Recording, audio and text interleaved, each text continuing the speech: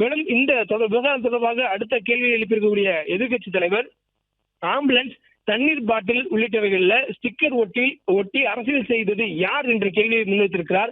கரூர் மாவட்ட திமுக மருத்துவ அணி என அங்கு உதவிக்காக வந்திருந்த ஆம்புலன்ஸ்ல எழுதப்பட்டிருந்ததாகவும் எதிர்க்கட்சி தலைவர் குற்றச்சாட்டை முன்வைத்திருக்கிறார். மேலும் அங்கு வீசப்பட்ட தண்ணீர் பாட்டில்களில் ஸ்டிக்கர் ஒட்டப்பட்டிருந்ததாகவும் எதிர்க்கட்சி தலைவர் குற்றச்சாட்டை முன்வைத்திருக்கிறார்.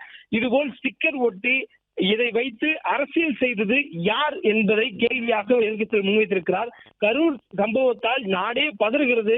இது திமுக ஆட்சி நடைபெற்றிருக்கக்கூடிய ஒரு சம்பவம். அதுவும் இந்திய வரலாற்றில் ஒரு அரசியல் கட்சி கூட்டத்திற்காக கூடி 41 பேர் உயிரிழந்ததாக ஒரு வரலாறு உலகத்தில் இந்தியாவில் வேறு எங்கும் இல்லை. இந்த மாதிரியான ஒரு சூழலில் திமுக ஆட்சியில் தான் இது போன்ற ஒரு சம்பவம் நடந்திருக்கிறது என்றும் எதிர்க்கட்சி தலைவர் தனது கருத்தை அவையில பதிவு செய்திருக்கிறார்.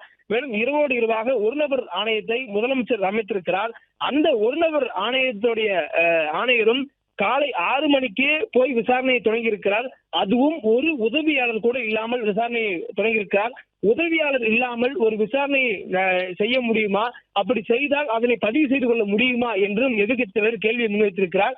பொதுவாக ஒரு ஆணையம் அமைக்கப்பட்டால் அந்த ஆணையத்திற்கான முழுமையான ஆட்களும் அதற்கான தேவையான வசதிகளும் மேற்கொண்ட பிறகுதான் அதனுடைய விசாரணை முழுமையாக பதிவு செய்து கொள்ள முடியும் என்று சொல்லக்கூடிய எதிர்க்கட்சி தலைவர், அரசு இரவோடு இரவாக முதலமைச்சர் ஒரு கூட்டம் நடத்துகிறார். அந்த கூட்டத்திற்கு பிறகாக ஒரு நபர் ஆணையத்தை ஓய்வு பெற்ற நீதிபதி அருணா ஜெகதீசனுடைய தலைமையில் அமைக்கிறார். அந்த ஒரு நபர் ஆணையமும் அடுத்த நாள் காலையிலேயே களத்திற்கு சென்று விசாரணை தொடங்குகிறோம் என்று சொல்கிறார்கள். அப்படி விசாரணை செய்கிறார் என்றால் அவருக்கு ஒரு உதவியாளர் கூட இல்லை அந்த நேரத்தில். அப்படி இருக்கும் பொழுது அவர் விசாரித்ததை பதிவு செய்திருக்க முடியுமா என்ற கேள்வியெல்லாம் எதிர்க்கட்சி தலைவர் அவர்கள் அவையில முன்வைத்திருக்கிறார். மேலும் எதுவும் பேசக்கூடாதா என்று சபாநாயகரிடம் வாக்குவாதம் செய்து கொண்டபடி தனது கேள்விகளை பேசுவதற்கும் ஒரு வாய்ப்பாக கேட்டு ஆவேசமாக எதிர்க்கட்சி தலைவர் பேசுகிறார்.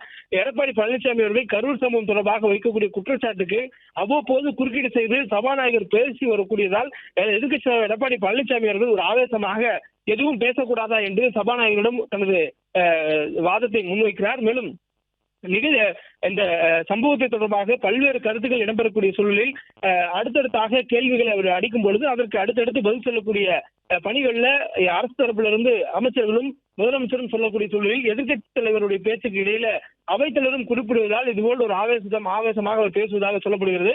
தொடர்ந்து நிகழ்வுகளையே சொல்வதாகவும் ஒரு முதலமைச்சர் சம்பவம் நடந்தவுடன் இரவு முழுவதும் தூங்காமல் இருந்து அங்கு போய் பார்த்தாரா, அந்த பெருந்தன்மைக்காக அவரை பாராட்டலாமே, அதாவது எதிர்க்கட்சி தலைவருடைய குற்றச்சாட்டுகள் என்பது தொடர்ச்சியாக அரசு மீது இருக்கக்கூடிய சூழலில் இது போன்ற ஒரு துயர சம்பவம் நடந்த சூழலில் முதலமைச்சர் அவர்கள் இரவு முழுவதும் தூங்காமல் நேரடியாக களத்திற்கு சென்று அங்கு பாதிக்கப்பட்டக்கூடிய மக்களை சந்தித்து அரசு இயந்திரத்தை வேகமாக சுழல செய்து அங்கு பாதிக்கப்பட்டவருடன் துணை நின்றிருக்கிறார். இந்த விவகாரத்திற்கு அவர் நடவடிக்கை தொடர்பாக ஒரு பாராட்டையாவது பெருந்தன்மையாக அவரை பாராட்டலாமே என்று எதிர்க்கட்சி தலைவரை பார்த்து அவை முன்னோராக இருக்கக்கூடிய மூத்த அமைச்சர் துரைமுருகன் அவர்கள் முன்வைத்திருக்கிறார்கள். மேலும் சம்பவம் நடந்த இரவு முதலமைச்சர் நேரில் சென்று பார்த்துவிட்டு வந்தாரே, அந்த பெருந்தன்மை பாராட்ட வேண்டாமா என்ற ஒரு கேள்வியையும் அவர் எதிர்க்கட்சி தலைவர் நோக்கி அமைச்சர் துரைமுருகன் வைத்திருக்கிறார். மேலும் ஒரு நபர் ஆணையம் இரவோடு இரவாக சென்றதாக கூறியது தவறு என முதலமைச்சர் அவர்கள் எதிர்க்கட்சி தலைவருடைய குற்றச்சாட்டுக்கு பதிலளித்திருக்கிறார். 28ஆம் தேதி மதியம்தான் ஒரு நபர் ஆணையம் களத்திற்கு சென்றதாகவும் தனி விமானத்தில் சென்றதாக கூறியதும் தவறு என்றும் முதலமைச்சர் அவர்கள் எதிர்க்கட்சிகளுடைய குற்றச்சாட்டுக்கு பதிலை முன்வைத்திருக்கிறார். மேலும் விரைந்து செல்ல வேண்டியது முதலமைச்சரின் கடமை என்று முதலமைச்சருடைய அந்த செயல்பாடு குறித்து அவை முன்னோராக இருக்கக்கூடிய துரைமுருகன் கூறிய கருத்துக்கு எதிர்க்கட்சிகள் பதில் வாதமாக முன்வைத்திருக்கிறார். முதலமைச்சர் மீது அடுக்கடுக்காக குற்றச்சாட்டுகளையும் அரசு மீது அடுக்கடுக்காக குற்றச்சாட்டுகளையும் எதிர்க்கட்சிகள் வைக்கக்கூடிய சூழலில் முதலமைச்சர் இரவோடு இரவாக சென்று அங்கு இந்த நிகழ்வுகளை பார்த்து பாதிக்கப்பட்ட துணை நின்றிருக்கிறார். அதை பாராட்டலாமே என்று அவை முன்னவர் சொன்னதற்கு முதலமைச்சராக இருக்கக்கூடியவர் விரைந்து செல்ல வேண்டியது அவருடைய கடமை என்று அதற்கு எதிர்க்கட்சி தலைவரும் பதில் தெரிவித்திருக்கிறார்.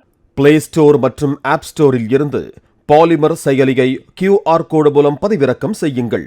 செய்திகளை உடனுக்குடன் பெறுங்கள்.